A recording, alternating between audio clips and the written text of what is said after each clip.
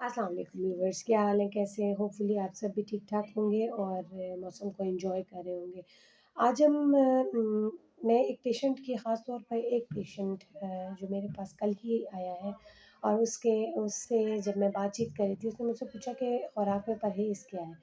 वो patient basically था enteric fever, जिसको आम आम ज़ुबान में टाइफाइड फ़ीवर भी कहा जाता है, अंतड़ियों का बुखार भी कहा जाता है और उसको पश्तो ज़ुबान में कुलमोतबा भी कहा जाता है। तो उसकी मदर ने मुझसे पूछा कि मैं अपने बच्चे को परहेज़ क्या करवाऊँ? तो मैं सोच में पड़ गई कि टाइफाइड फ़ीवर ऐसी कौन-सी बीमारी है कि जिसके अंदर परहेज़, मैंने तो ऐसा कोई परहेज़ इसके ना कभी पढ़ा है किसी किताब में, ना अपनी किताबों में पढ़ा है कि टाइफाइड फ़ीवर में परहेज़ करवाया जाता है। तो ख़ैर फिर भी मैंने उनके इस बात पर उनकी तो काउंसलिंग कर दी, लेकिन फिर जाके रीचेक किया, अपनी बुक्स को टटोला कि भई आख़िर ये कौन-सी बात ही कर रही है कि जी मैं पहले जहाँ कहती मैं एडमिट थी, तो वहाँ पे डॉक्टर्स ने मुझ पर व्हीट रिस्ट्रिक्ट किया हुआ था, यानी गंदम को रिस्ट्रिक्ट किया हुआ था, कहा था रोटी नहीं खानी, रोटी सख्त है और इसके अलावा उन्होंने मुझ पर स्पाइसेस भी बंद किए हुए थे। चलो स्पाइसेस की तो समझ आती है, इसके अलावा जी मुझ पे घी भी बंद किया हुआ था, ऑयल भी बंद किया हुआ था और मुझे कहा था जी उबली हुई और ग्राइंड चीज़ें खानी है। तो मैंने उसकी ख़ैर काउंसलिंग तो कर दी, उसके जो मिसकंसेप्शंस थे उसको तो दूर कर दिया।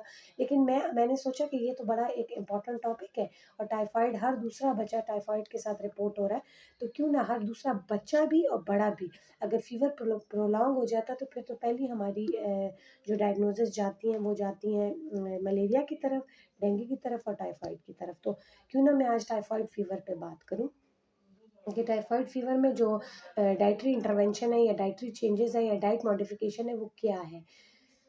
बेसिकली अगर मैं बात करूँ ओवरऑल देखा जाए तो अंतड़ियों का बुखार यानी इन्फ्लेमेशन हो जाती है और फ़ीवर रन करता है बंदा, सैल्मोनेला टाइफी एक बैक्टीरिया है जिसकी वजह से टाइफाइड फ़ीवर होता है।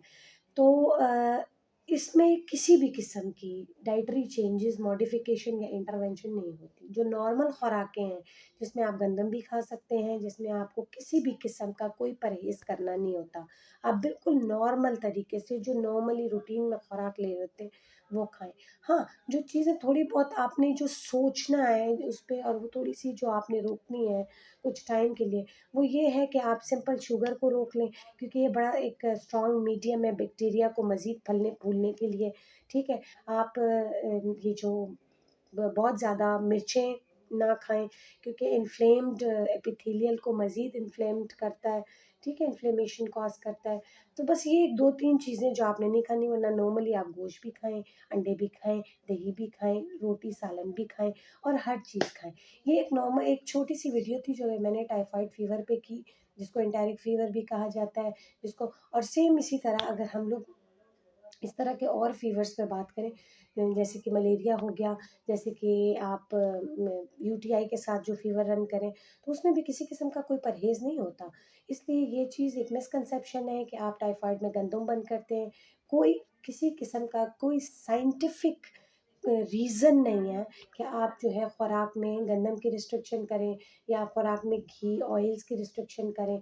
ठीक है, ऑयल और घी एक मीडियम मिक़दार में खाने से कुछ नहीं होता, लेकिन अगर एक आप रूटीन से हट के ज़्यादा मिक़दार में खाएँगे तो उसका एक स्ट्रॉन्ग लैक्सेटिव इफ़ेक्ट है, लेकिन ओवरऑल अगर देखा जाए तो इसमें किसी किस्म की कोई रिस्ट्रिक्शन नहीं है।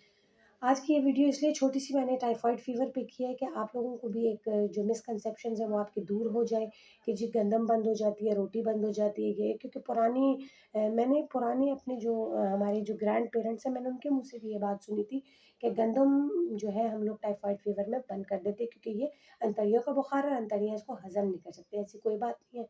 जितना मॉडर्नाइज़ हो गया है न्यूट्रिशन साइंसेज़, जितना इसमें स्टडीज़ हुई हैं, उसमें इस तरह की कोई भी बात रिकमेंडेशन में नहीं है। इसी के साथ मैं इजाज़त चाहूँगी। अल्लाह हाफ़िज़। अपना बहुत ख़्याल कीजिएगा और दुआओं में याद रखिएगा। अल्लाह हाफ़िज़।